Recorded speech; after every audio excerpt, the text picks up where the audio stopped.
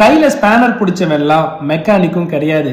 புதுசாக ஒரு பிஸ்னஸ் ஆரம்பிச்சிட்டேன், அதனால நான் ஸ்டார்ட் அப்பும் கிடையாது. ஸோ அப்போ ஸ்டார்ட் அப்னா என்ன? ஸ்டார்ட் அப்னா அந்த ஐடியா ஆஃப் பிஸ்னஸ் எதர் சர்வீஸாக இருக்கலாம், இல்லை ப்ராடக்டாக இருக்கலாம்.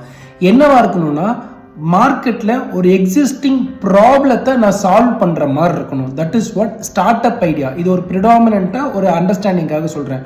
உதாரணத்துக்கு 20 வருஷத்துக்கு முன்னாடி நம்ம ட்ரெயின் டிக்கெட் புக் பண்ணணும்னா ஸ்டேஷனுக்கு போயிட்டு அங்கே க்யூவில் நின்று கேஷ் பே பண்ணி டிக்கெட்டை வாங்கி கன்ஃபார்ம் பண்ணும். ஆனால் ஒன்ஸ் இந்த ஆன்லைன் சிஸ்டம்ங்கிறது இன்ட்ரடியூஸ் பண்ணிட்ட அப்புறம் நம்மளோட டைம், எனர்ஜி எல்லாமே சேவ் ஆச்சு.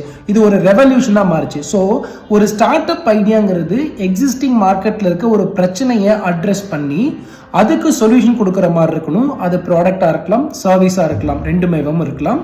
அந்த பிஸ்னஸ் ஒரு ஸ்கேலபிளாக இருக்கணும். So that is what called startup ஐடியான்னு சொல்லுவாங்க. இன்னொரு உதாரணம் சொல்ல போனால் ரீசெண்ட் டேஸில் சோஷியல் மீடியாவில் சர்க்குலேட் ஆகிட்டு இருக்கிற இந்த மகா கும்பமேளால ஒருத்தர் வந்து 1100 rupees கொடுத்து உங்கள் ஃபோட்டோவை சென்ட் பண்ணால் நான் உங்கள் ஃபோட்டோவை பிரிண்ட் எடுத்து நான் தீர்த்தத்தில் நினச்சி தரேன் அப்படின்னு சொல்கிறாரு. So this idea could be a start up idea. இது ஸ்டார்ட் அப்னு நான் ஃபைனலைஸ் பண்ணல. ஸோ நான் புரிஞ்சுக்கிறதுக்காக சொல்கிறேன். ஒரு ப்ராப்ளம் இருக்குது, எல்லாராலையும் கும்பமேளாக்கு போக முடியல, இங்கேருந்து ரொம்ப ரஷ்ஷாக இருக்குது. ஸோ இந்த போக முடியாத பிரச்சனையை நான் அட்ரஸ் பண்ணுறேன்னு சொல்லிட்டு he took an initiative and this idea will be called as a startup idea. இதே மாதிரி உங்ககிட்ட எதுவும் ஸ்டார்ட் அப் ஐடியா இருக்கா? அதை வேலிடேட் பண்ணுமா? Please direct message me. Thank you.